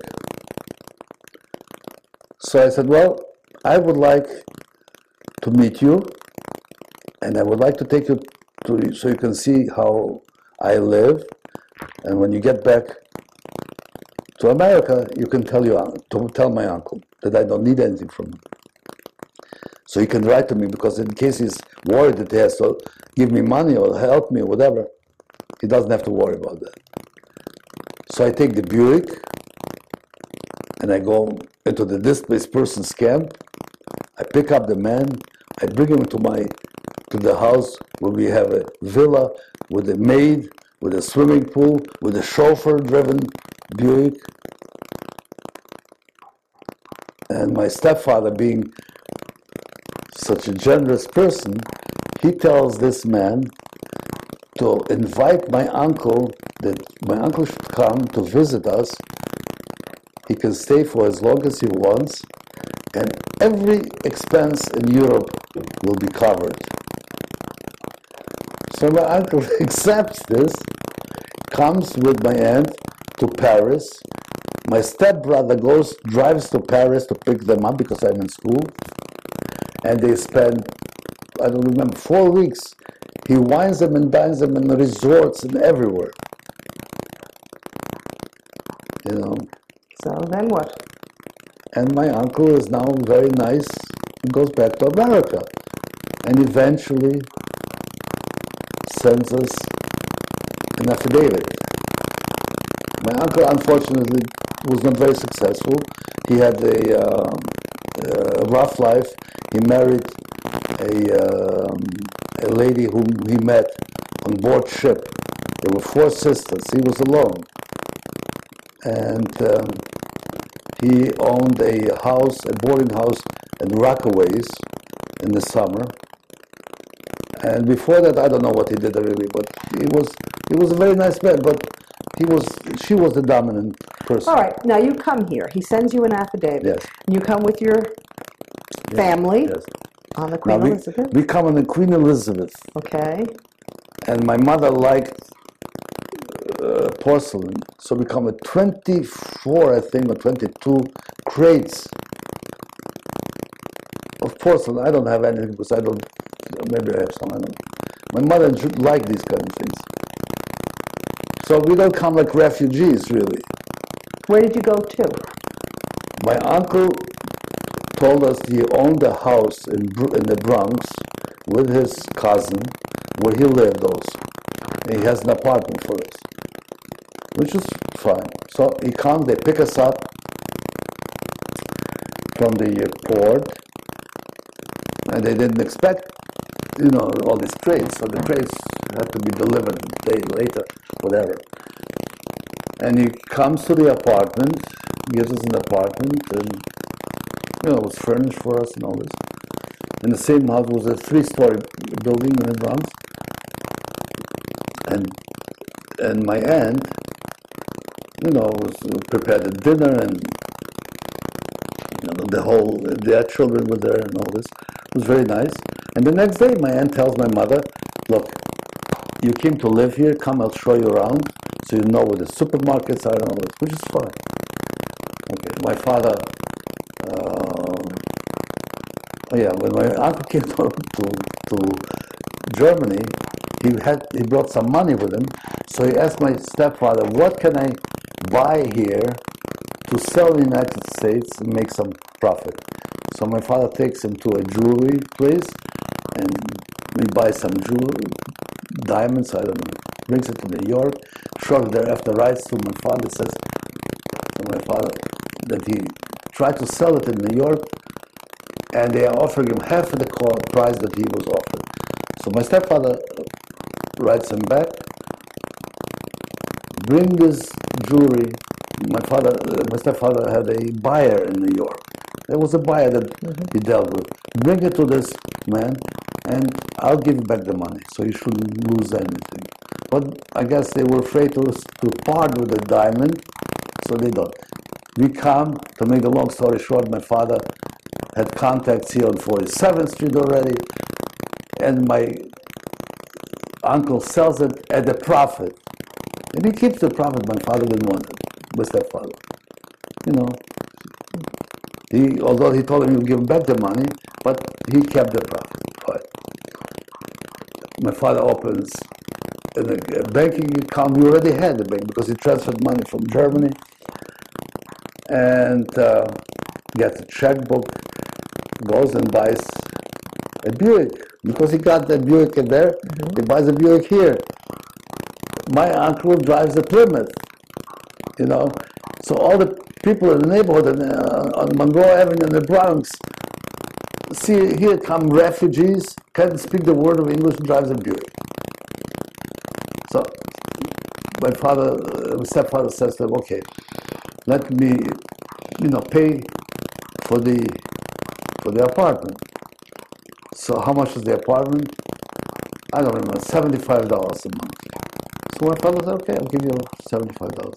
So my father, yeah, but I also kept the apartment 1 month empty. So now it's for 2 months, which nobody asked him or whatever. So my father said, okay, I'll pay 2 months rent. He says, also, you have to pay me for the garage, because he does not have use of the garage because we put all the crates of porcelain. So I got so angry at my uncle that I never spoke to him again. We moved, 3 months later we moved to New Jersey. Okay. My father with a farm. Where in New Jersey? Lebanon, New Jersey. We still have land there. And I got a job as an engineer.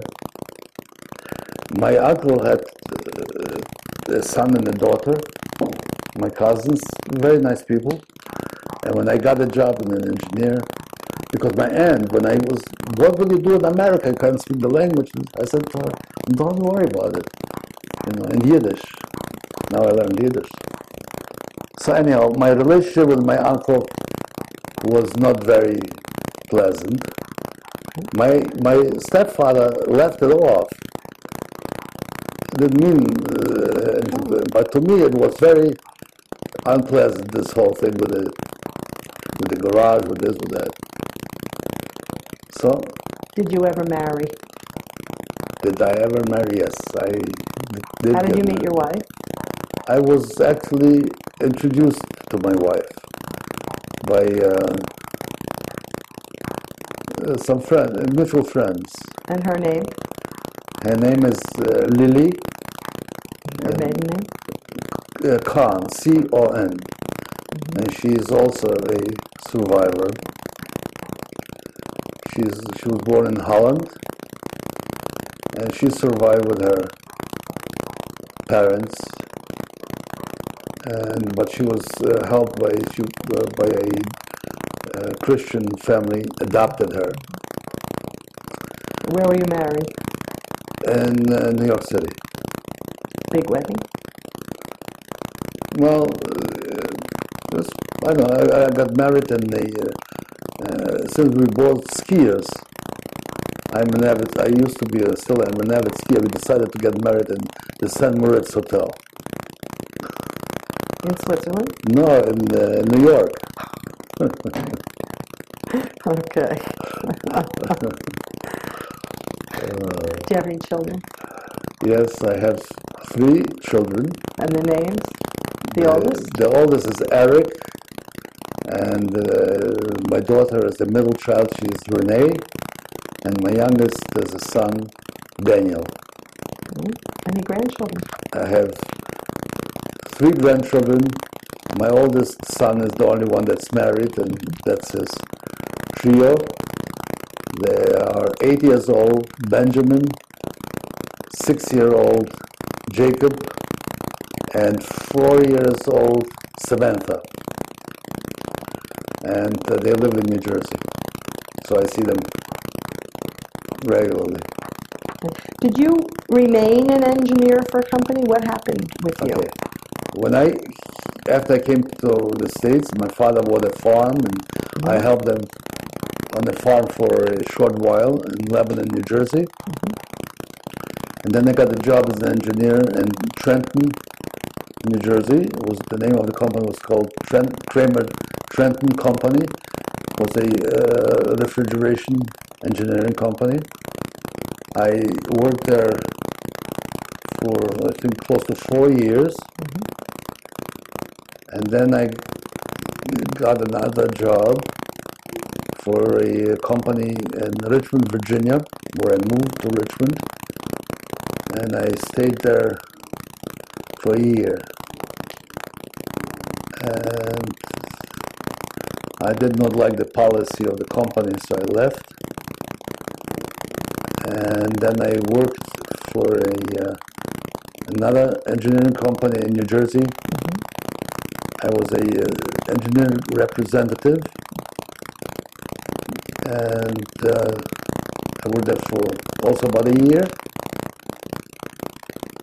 And then I got an opportunity to go into the building business, which I started in 1958, and I'm still in it.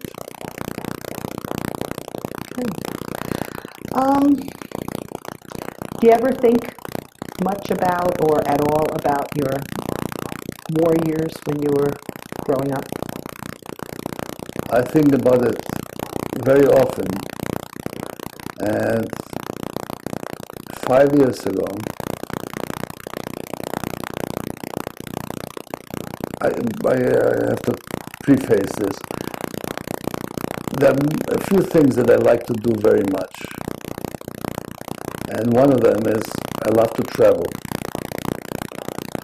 And I've been in many, many places. But 5 years ago, I got in the mail a flyer that a lady who lives not that far away from here, in Springfield, New Jersey, who is from my hometown, and I had met her prior to that once, but we were not friends or anything. She's a little older than I, married, and she decided to organize a tour of a few people, survivors, to my hometown. I had never been back to my hometown since I left it in 1942. And I really did not have such specifically strong feelings ever going there. But my oldest son always kept on talking to me that someday he wanted me to go and take him to see my hometown, where I was born. So having received this flyer, I took it to the office. My son is working with me in the office, and I showed it to him. I said, Eric, here is your opportunity. You can go to Stanislavov. So he looked at this and he said, look, I'd like very much to go, but I cannot tell you now because I have to speak to my wife. The next day he came, he said, I would love to go, but I will not go because my wife is expecting a baby soon, and I don't think it's the right time for me to leave. So, having said that, I decided, gee, I invited my oldest son. Maybe I should ask my other two children. They never showed any interest, and they will probably say thank you, but no, thank you. And that will be the end of that. So I called my son in California and my daughter upstate New York, and I told them about this upcoming trip, and I told them, listen, if you don't want to go, don't feel badly about it because I really don't care one way or another. So both of them said, well, we'll think about it. And I guess they spoke to my older son, and he convinced them that they must go because I want to go. But I didn't. So they said, okay, you go. So I decided we'll join this tour. And the tour was supposed to go through Hungary to Poland, to Ukraine. I sent in the passports, the applications, the deposit to the travel agent, and shortly thereafter I get a telephone call. The tour has been canceled because these people changed their mind, most of them, and they're afraid to fly within Ukraine in a small plane. So I said, look, if I decided to go, I don't need a tour, I have my own tour. I have my two children with me, and we'll go.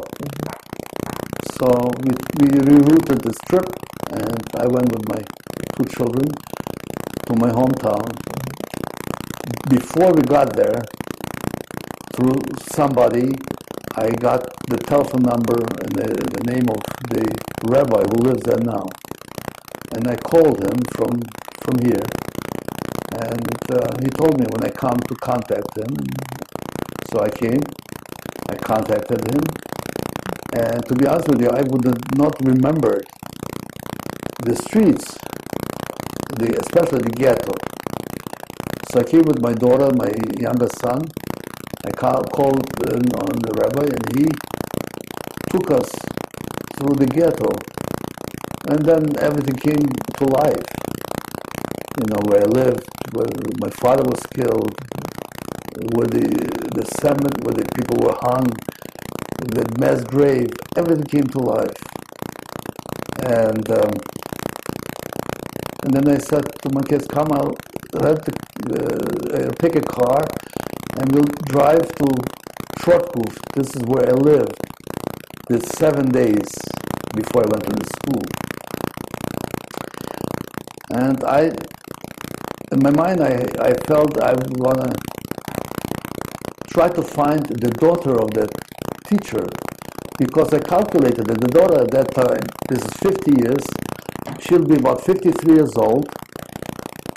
That lady, the teacher, is probably not alive, and that's it. So I took a car,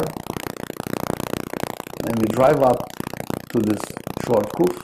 I remember the address, and we had a hard time getting to the house because they were just laying gas lines, and it was muddy as hell. I come, I tell my kids to sit in the car, and I go to the house, and I knock on the door, and there's no answer. And two older women asked me, who am I looking for? And I told them the name, and they said, no, she lives in the next house. I did not forget the number. They changed the numbers. My number was correct. I go, and I knock at the door, and the door opens up, and that little person, I'm sorry, always getting choked up at that moment. She comes out of the door, and she looks up at me, and I haven't seen her 50 years. So I said, Slavka? And she said, yes. I said, I'm Volodya. That's the name. She knew me. And she sort of looks up at me, and she says, where's your mother? I said, I'm sorry, but my mother's not alive. So she said, what a shame.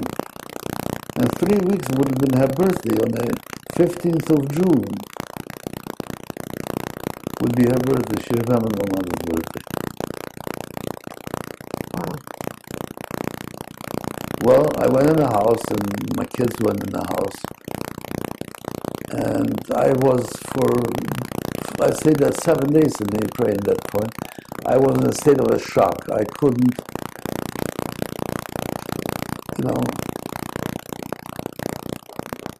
my only regret was, why did I find her so late in her life? There's nothing much more I could do for her. I couldn't do much for her. I left her some money. Subsequently, I tried to, she didn't have heat in the house. So I tried to get gas. I paid, they brought gas. Then she was afraid to have gas heat. So I wasted the money, but it didn't matter. I bought whatever, I left her money because the first time I didn't know what to do with it. I left her some money. Then I sent her some packages. Then somebody I met was going to the Ukraine. I hired him to make a trip to visit her, and he did. And then subsequently the following year, I went again, and this time I went with 2 suitcases, and I came back with 2 empty suitcases. But there was not much I could do for her, because she was too old and too sick, really, and I could not take her to here or any place to displace her. So I kept on going there as long as she was alive. And it was an experience for my children. And then the following year, the second year, I took my son, Eric, went with me. And then the third year, I went with other people that wanted to go. And then she died. So I'll go there 1 more year. Maybe next summer I'll go there to her grave. And that's going to be the end of the saga.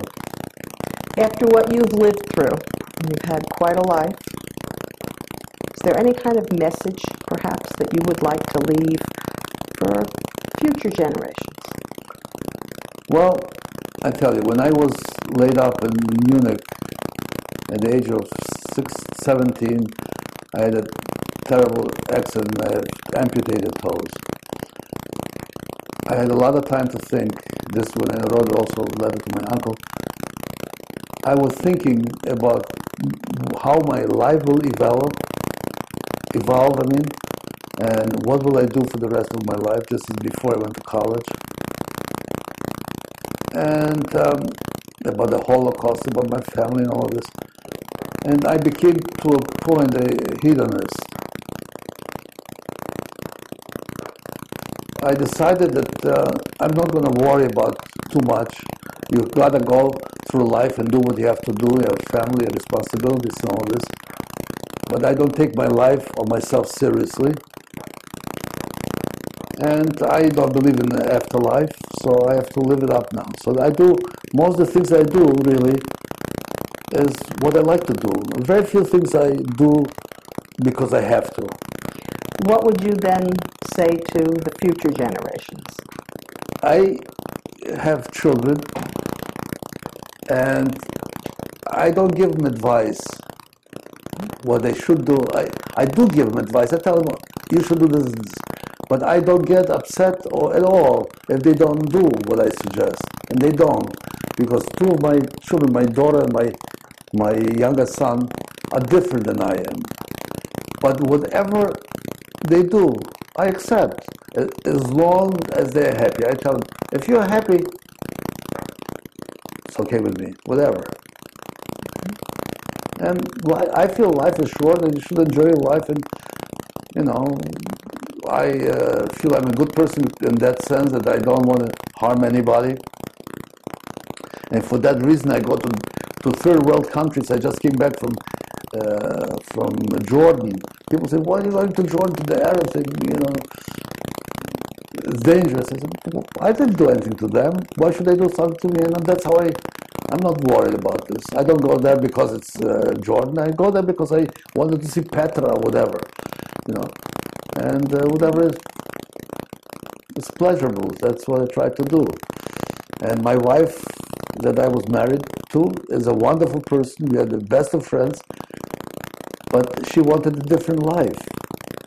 And finally we decided that, you know, she was not happy the way I wanted to live. I was not going to be happy with her lifestyle. We are both happy.